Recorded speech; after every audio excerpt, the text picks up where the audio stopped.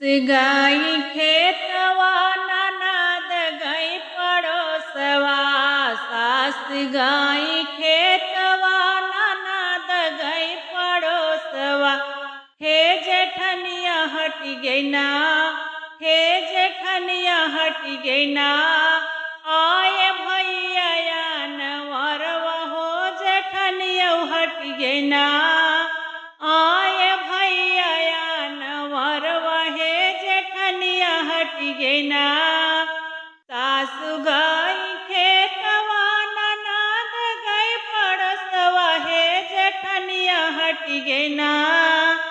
आए भैया नवरवा हे जेठनिया हट गई ना।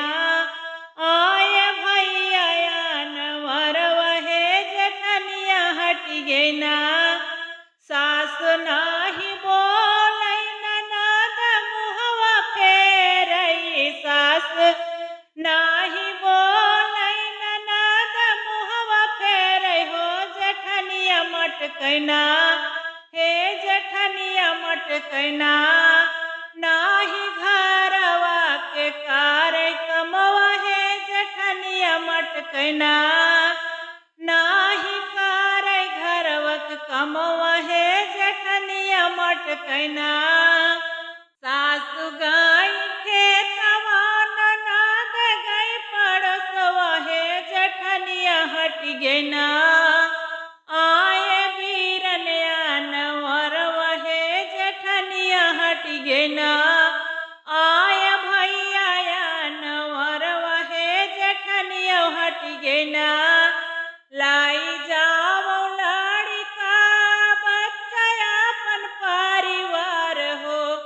लाई जाओ लड़का बच्चा अपन परिवार हो। हे की जीनी छोड़ो ना, हो की जीनी छोड़ो ना। हमरे मुड़वा पे भरवा हो की जीनी छोड़ो ना। हमरे मुड़वा पे भरवा हो की जीनी छोड़ो ना। हम ही देखाबाई लड़का बच्चा।